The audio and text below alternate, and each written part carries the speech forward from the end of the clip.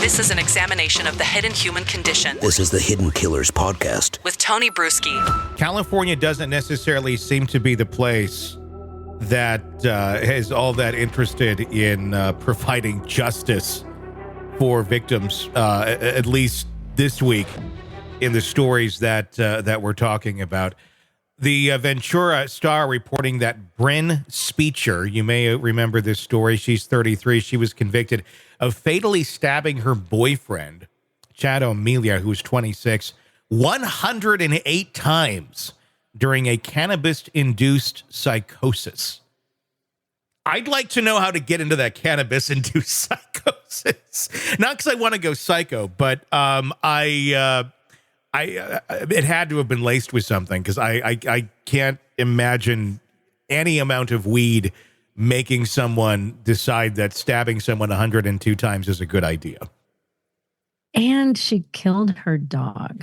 And killed a dog. So, okay, I think maybe the word cannabis needs to be re-examined here to see if that's exactly what's going on. Because I'm going to guess definitely no. believe psychosis. I'm going to guess more of the psychosis part, but I don't know that I'm going to blame weed on this. But it does make for a great headline for the DARE program.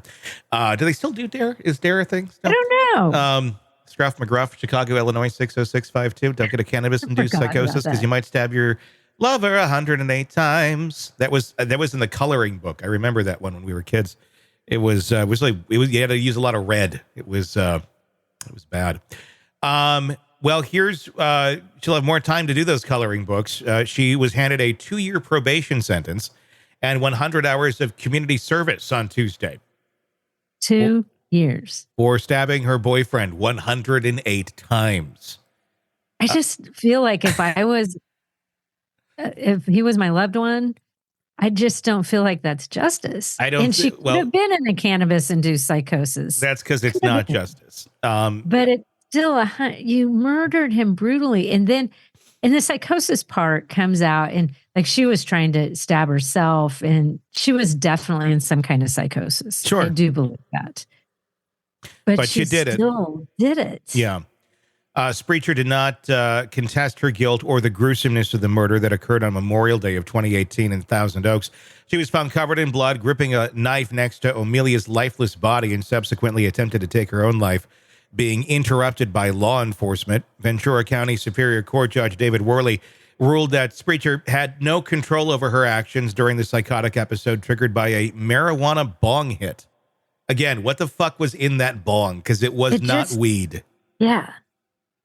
And if anyone thinks that that's what marijuana does, is sorely mistaken.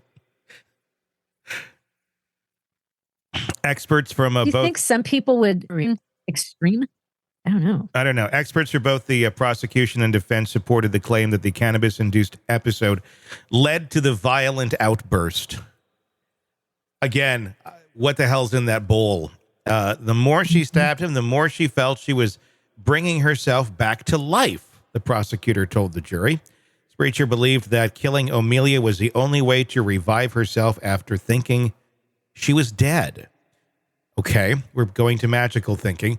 Spejcher's lawyers argued that she became involuntarily intoxicated after being pressured by O'Melia to take a second bong hit, to which she had an adverse reaction. Under California law, a person is generally responsible for their actions when impaired by drugs or alcohol, unless their intoxication is involuntary.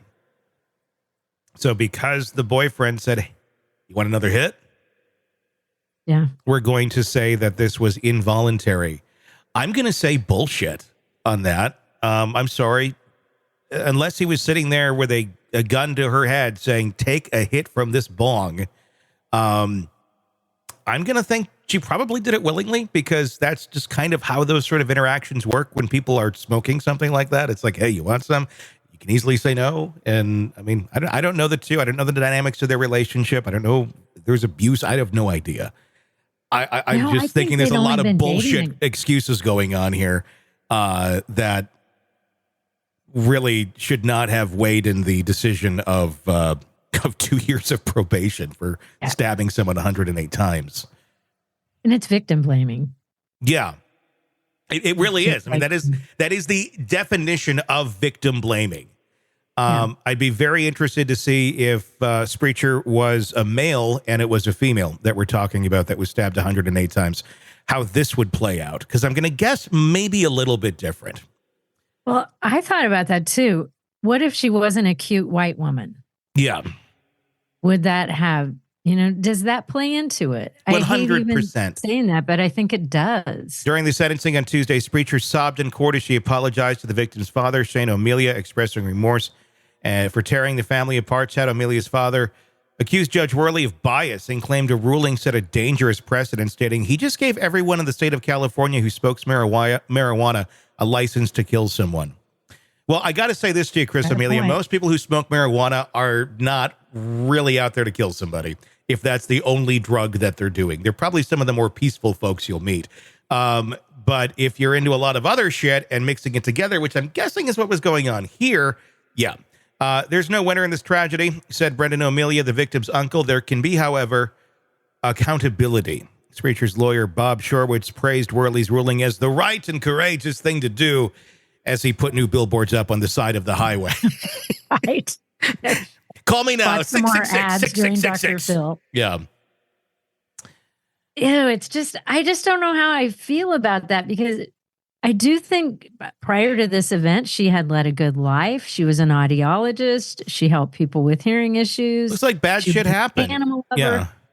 And I do think there was some psychosis. Yeah. But she stabbed somebody 108 times. I'm going to guess there's a level of psychosis with this individual that goes well beyond drug use. That it could be, the concern here is not that she smoked marijuana. Because again, have you ever met anyone who smoked marijuana and started stabbing people? Ever? Yeah. No. Yeah. Agreeing with what you're saying. Now, I've met people, or I've heard of stories where people have had alcohol to excess and shot or stabbed or did horrible things to people. Never the weed, though. So I just have a very hard time believing that that's even part of it. I'm standing up. I think the biggest... I shouldn't say that. The biggest victim in the story is obviously the man who was stabbed 108 times and lost his life. The other victim here is marijuana, because it's very much being villainized here as something that it's not. And this is something where we should be looking far more closely at her mental health, because if she was able to snap, and if the trigger was somehow whatever the fuck was in that weed, okay. But that's not to say that now that she's really completely free, she's on probation for 2 years, that something else wouldn't trigger this person, and that they wouldn't also have the capability to repeat this pattern, because this is something that triggered within her, and she went into this life or death mode of survival. And that's what she thought and wholeheartedly apparently believed she needed to do.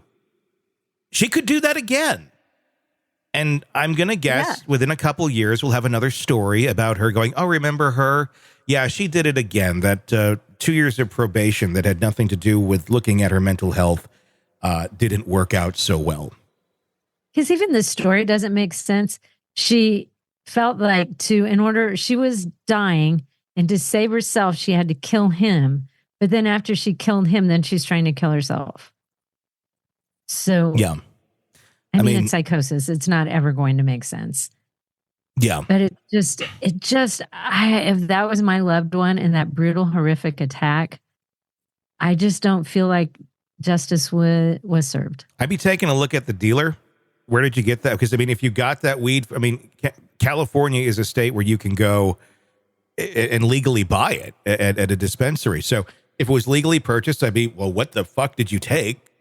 And that should be looked at. If it was not legally purchased, where did you get it? Mm-hmm. And try to figure out that, because I think that's going to answer a lot more questions, and a real serious psychological evaluation, I think, needs to be at play here. Just 2 years of probation. Here you go. You're out. You're free. I think that's kind of the definition of a miscarriage of justice. Sick of the ads? We are too. Start listening with no commercials now and get access to all of our episodes in advance of everyone else. Become a True Crime Today Premium Plus subscriber on Apple Podcasts. Search True Crime Today Premium Plus on Apple Podcasts, or go to our podcast page and sign up now. True Crime Today Premium Plus. Sign up now.